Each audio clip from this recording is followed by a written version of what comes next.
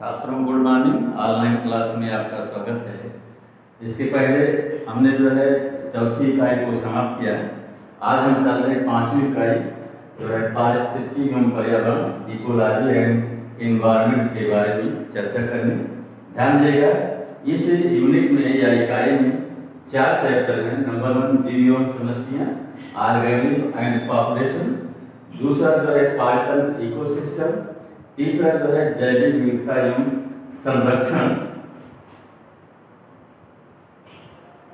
जैविक विविधता एवं संरक्षण, बायोडायवर्सिटी एंड कंजर्वेशन। और चौथा जो है पर्यावरण के मुद्दे। तो हमने क्या बताया कि 5वीं इकाई आज हम चल रहे चर्चा करने पारिस्थितिकी एवं पर्यावरण इकोलॉजी एनवायरनमेंट। हमने बताया कि इसमें 4 चैप्टर्स हैं। नंबर 1 जीव एवं समस्याएं माने आबादी, जीव एवं समस्याएं, ऑर्गेनिज्म एंड पॉपुलेशन। दूसरा जो है पारितंत्र इकोसिस्टम। तीसरा जैविक विविधता एवं संरक्षण, बायोडायवर्सिटी एंड कंजर्वेशन। और चौथा जो है पर्यावरण के मुद्दे, इन्वायरमेंटल इशू। अब हम चलते हैं प्रथम चैप्टर जीव जो है जीव एवं समस्याएं के बारे में हम चर्चा करने। किसके बारे में? जीव एवं समस्याएं के बारे में जो है चर्चा करने। इसमें सबसे पहले हम जो है पारिस्थितिकी इकोलॉजी के बारे में चर्चा करते हैं। किसके बारे में? पारिस्थितिकी इकोलॉजी। ध्यान दीजिएगा, आप चलते हैं पारिस्थितिकी के संक्षिप्त इतिहास, ब्रीफ हिस्ट्री। इसमें 2 वैज्ञानिकों के नाम हैं। नंबर 1 रेटर और नंबर 2 अर्नेस्ट हेकर। आइए नंबर 1 ध्यान दें, अर्नेस्ट हेकर ने सर्वप्रथम इकोलॉजी शब्द को जो है वो इकोलॉजी शब्द के रूप में प्रयोग किया। रेटर ने सर्वप्रथम जो है 1868 में इकोलॉजी शब्द को जो है वो इकोलॉजी शब्द के रूप में प्रयोग किया। दूसरा जो है अर्नेस्ट हेकर ने 1869 में इन्होंने सर्वप्रथम इकोलॉजी शब्द का प्रयोग किया। इसका प्रयोग किया इकोलॉजी। फिर समझिए इस संक्षिप्त इतिहास में रेटर ने 1968 में सर्वप्रथम इकोलॉजी शब्द को जो है वो इकोलॉजी शब्द के रूप में प्रयोग किया तथा अर्नेस्ट हेकर ने 1869 में सर्वप्रथम इकोलॉजी शब्द का प्रयोग किया। आइए हम चलते हैं इकोलॉजी।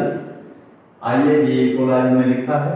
इकोलॉजी 2 शब्द, ग्रीक भाषा के 2 शब्दों ओइकास एवं लागस से मिलकर बना है। क्या हमने बताया कि इकोलॉजी शब्द ग्रीक भाषा के 2 शब्दों ओइकास एवं लागस से मिलकर बना है, जिसमें ओइकास का अर्थ होता है घर या रहने का स्थान, हाउस या प्लेस टू लिव या लिविंग प्लेस।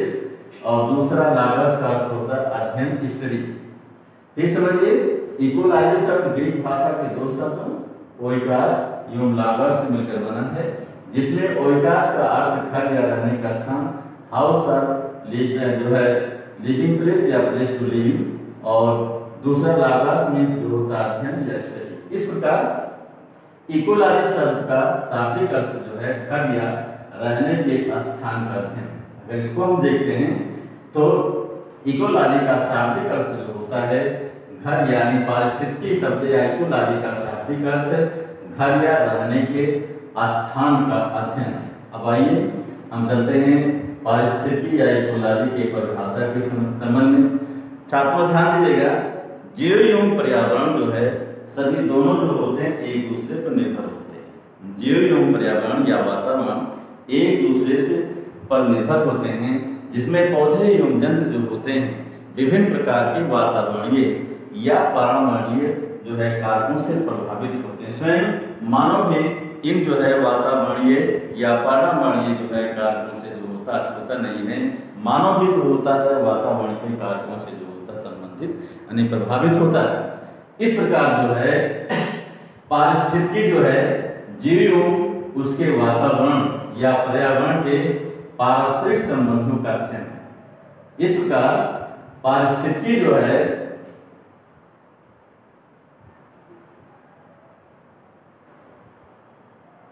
पारिस्थितिकी जीव एवं उसके वातावरण या पर्यावरण के पारस्परिक संबंधों का अध्ययन है। Ecology is the study of total relationship of organism and their environment. क्या हमने बताया कि जो है जीव एवं वातावरण एक दूसरे प्रभावित होते हैं, जिसमें पौधे एवं जंतु विभिन्न प्रकार के वातावरणीय कारकों के द्वारा प्रभावित होते हैं। और जो स्वयं मानव भी इससे प्रभावित अछूता नहीं है। तो इस प्रकार अगर परिभाषा निकालते हैं तो यहाँ पर जीव वातावरण दोनों संबंधित है। तो इस प्रकार पारिस्थितिकी जो है जीव एवं उसके वातावरण या पर्यावरण के जो है पारस्परिक संबंधों का अध्ययन है। Ecology is the study of total relationship of organism and their environment. इस प्रकार पारिस्थितिकी एक क्षेत्रीय अध्ययन है। क्या है? इस प्रकार पारिस्थितिकी एक क्षेत्रीय अध्ययन है जो जीव एवं उसके वातावरण के पारस्परिक संबंधों से संबंधित है। इस प्रकार पारिस्थितिकी एक क्षेत्रीय अध्ययन है जो जीव एवं उसके वातावरण के पारस्परिक संबंधों से जो है संबंधित है।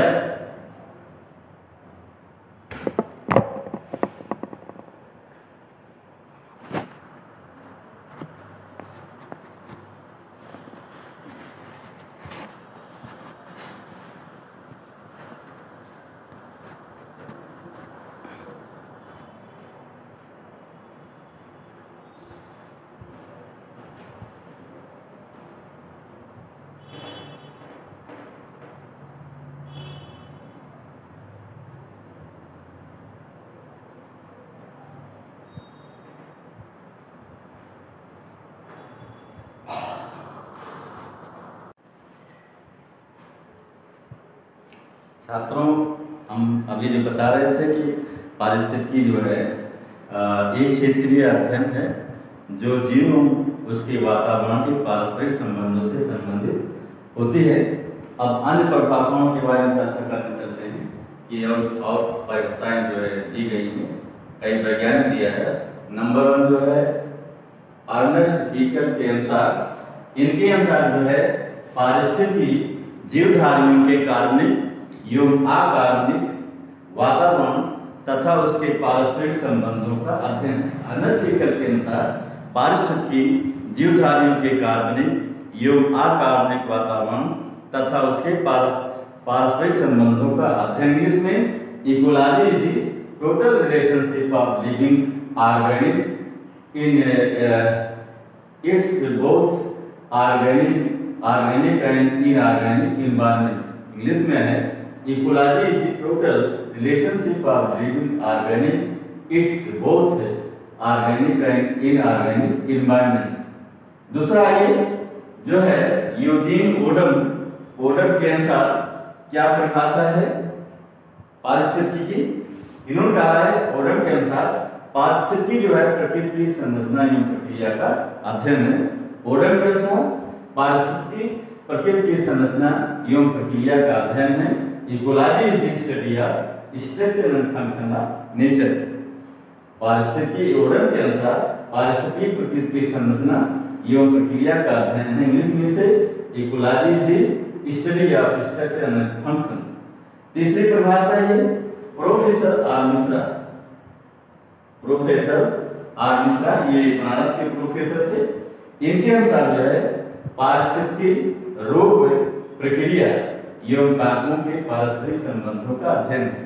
प्रोफेसर आर मिश्रा के अनुसार जो है पारिस्थितिकी रूप प्रक्रिया एवं कारकों के पारस्परिक संबंधों का अध्ययन है।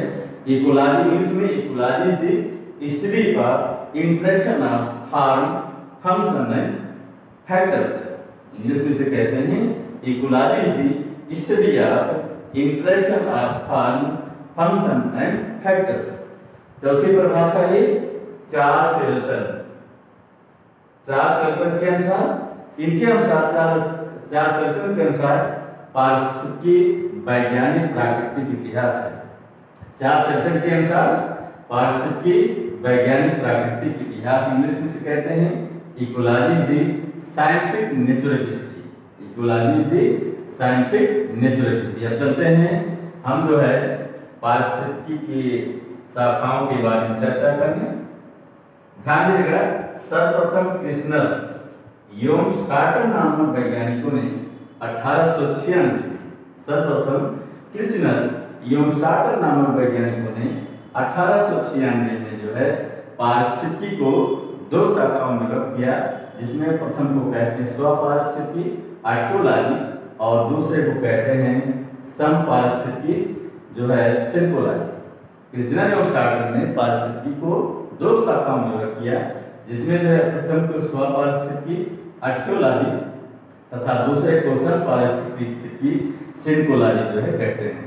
अब आइए, स्वपारिस्थितिकी क्या है, आर्टिकोलॉजी क्या है? किसी एक प्राणी या किसी एक जात के प्राणियों के सदस्यों पर या प्राणियों के लिख सकते हैं, किसी एक प्राणी या किसी एक जात के प्राणियों के, यहां सदस्यों बढ़ जाएगा, प्राणियों के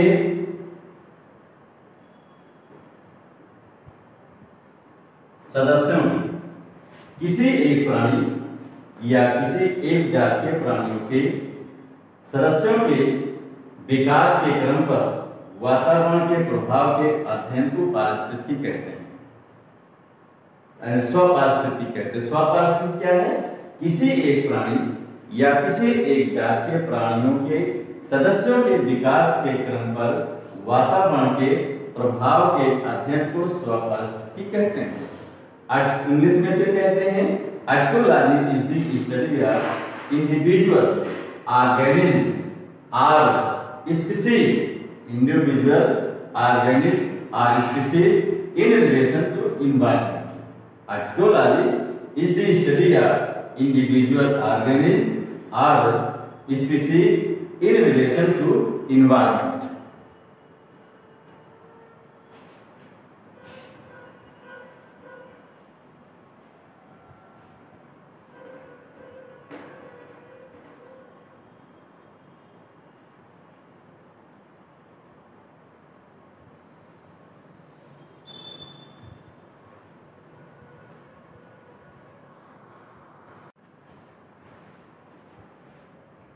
छात्रों, अभी हम जो है स्वपारिस्थितिकी के बारे में बता रहे थे कि जो है स्वपारिस्थितिकी किसी एक जात या एक जात के प्राणियों के सदस्यों के विकास क्रम पर जो होता है वातावरण के प्रभाव को के अध्ययन को स्वपारिस्थितिकी कहते हैं। अब हम चलते हैं, समपारिस्थितिकी क्या है? किसी स्थान पर पाए जाने वाले समस्त जीव समुदाय तथा उसके वातावरण के पारस्परिक संबंधों के अध्ययन को समपारिस्थितिकी कहते हैं। समपारिस्थितिकी क्या है? किसी स्थान पर पाए जाने वाले समस्त जीव समुदाय तथा उसके वातावरण के पारस्परिक संबंधों के अध्ययन को समपारिस्थितिकी कहते हैं। इंग्लिश में से कहते हैं, जो है यहाँ पर देखो मिस्टेक हो गया है, ये सिंकोलॉजी हो जाएगा। इंग्लिश में इसको synecology is the study of group of organism which are associated together as a unit in relation to environment. किसी स्थान पर पाए जाने वाले समस्त जीव समुदाय तथा उसके वातावरण के पारस्परिक संबंधों को जो है समपारिस्थितिकी कहते हैं। Synecology is the study of group of organism which are associated together as a unit in relation to environment. ध्यान दीजिएगा, इसको जो है समपारिस्थितिकी को तीन शाखाओं में विभाजित किया गया है।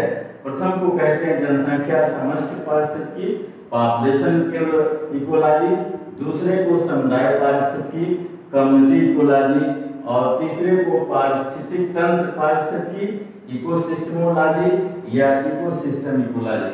तो आइए प्रथम हम चलते हैं जनसंख्या या जो है समष्टि पारिस्थितिकी के बारे में चर्चा करने। ध्यान देना, समष्टि या जनसंख्या पारिस्थितिकी क्या है?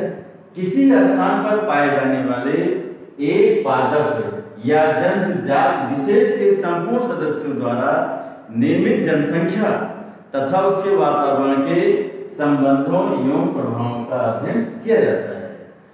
जनसंख्या पारिस्थितिकी के अंतर्गत जो है किसी स्थान पर पाए जाने वाले एक पादप या एक जंतु जात के विशेष सदस्यों या संपूर्ण सदस्यों द्वारा निर्मित जनसंख्या तथा इससे वातावरण के संबंधों एवं प्रभावों का अध्ययन किया जाता है। दूसरा है समुदाय पारिस्थितिकी। Community ecology. दूसरा जो है समुदाय पारिस्थितिकी, कम्युनिटी इकोलॉजी क्या है? इसके अंतर्गत किसी स्थान पर पाए जाने वाले समस्त जातियों के जीवधारियों के समस्त जातियों के जीवधारियों की जनसंख्या द्वारा निर्मित जैव समुदाय तथा जो है इससे वातावरण के संबंधों का अध्ययन किया जाता है। फिर समझिए, समुदाय पारिस्थितिकी इसके अंतर्गत किसी स्थान पर पाए जाने वाले समस्त जातियों के जीवधारियों के जनसंख्या द्वारा निर्मित जीव समुदाय तथा इससे जो है वातावरण के संबंधों का अध्ययन किया जाता है। तीसरा ये पारिस्थितिकी तंत्र, तीसरा जो है पारिस्थितिकी तंत्र, पारिस्थितिकी इकोसिस्टमोलॉजी या फिर इकोसिस्टम, ये इकोसिस्टम इकोलॉजी। क्या है पारिस्थितिकी तंत्र? पारिस्थितिकी इसके अंतर्गत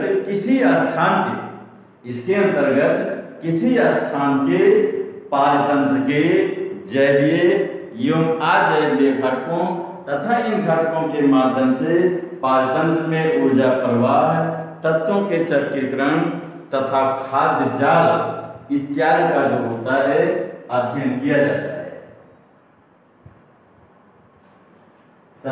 पारिस्थितिकी तंत्र, पारिस्थितिकी क्या है? मिलता है कि इसके अंतर्गत किसी स्थान के पारतंत्र के जैवीय एवं अजैवीय घटकों या कारकों तथा इन घटकों के माध्यम से पारतंत्र में जो है तत्वों के चक्रीकरण, ऊर्जा का प्रवाह एवं जो होता है खाद्य जाल इत्यादि का जो होता है किया जाता है। अब आइए हम चल रहे हैं पारिस्थितिकी का आधुनिक वर्गीकरण, मॉडर्न क्लासिफिकेशन ऑफ इकोलॉजी। पारिस्थितिकी का आधुनिक वर्गीकरण, मॉडर्न क्लासिफिकेशन ऑफ इकोलॉजी। इसको जो है पारिस्थितिकी को आधुनिक लगभग 17 को समझे, मतलब इतना हमको याद, इतना हमने लिखा है 17 शाखाओं में बताओ, 2 4 6 10 हैं शाखाएं। तो इसमें जो है प्रथम जो है ये प्रथम को कहते हैं उत्पादन पारिस्थितिकी, प्रोडक्शन इकोलॉजी। दूसरे को समष्टि या जनसंख्या पारिस्थितिकी, पॉपुलेशन इकोलॉजी। तीसरे को जो है समुदाय पारिस्थितिकी, कम्युनिटी इकोलॉजी। चौथा जो है जात पारिस्थितिकी, स्पीशीज इकोलॉजी। पांचवा जो है अंतरिक्ष पारिस्थितिकी, स्पेस इकोलॉजी। और छठा जो है सूक्ष्म जैवीय पारिस्थितिकी, माइक्रोबियल इकोलॉजी। सातवां विकिरण पारिस्थितिकी, रेडिएशन इकोलॉजी। आठवां प्रदूषण पारिस्थितिकी, पॉल्यूशन इकोलॉजी। और नौवां जो है पारतंत्र पारिस्थितिकी, इकोसिस्टम इकोलॉजी। 10वां जो है संरक्षण पारिस्थितिकी या इसको जो कंजर्वेशन इकोलॉजी।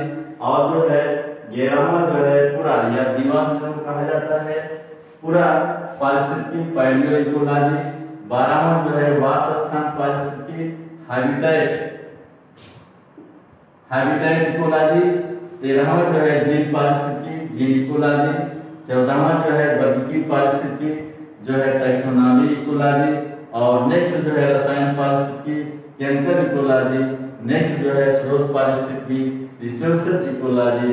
और लास्ट जो है मानव पारिस्थितिकी, ह्यूमन इकोलॉजी। इतने शाखाओं में विभक्त किया गया है आधुनिक वर्गीकरण या आधुनिक इसकी शाखाएं हैं, इतने शाखाओं में विभक्त किया। फिर समझिए कौन कौन शाखाएं? नंबर 1 उत्पादन पारिस्थितिकी, दूसरा समष्टि पारिस्थितिकी, तीसरा समुदाय पारिस्थितिकी, नेक्स्ट जात पारिस्थितिकी, नेक्स्ट अंतरिक्ष पारिस्थितिकी, नेक्स्ट जो है सूक्ष्म जैवीय पारिस्थितिकी, नेक्स्ट विकिरण पारिस्थितिकी, नेक्स्ट प्रदूषण पारिस्थितिकी, नेक्स्ट पारतंत्र पारिस्थितिकी, नेक्स्ट संरक्षण पारिस्थितिकी, नेक्स्ट पूरा पारिस्थितिकी, नेक्स्ट वासस्थान पारिस्थितिकी, नेक्स्ट जीन पारिस्थितिकी, नेक्स्ट वर्गीकृत पारिस्थितिकी, नेक्स्ट रसायन पारिस्थितिकी, नेक्स्ट स्रोत पारिस्थितिकी एंड नेक्स्ट मानव पारिस्थितिकी, ह्यूमन इकोलॉजी।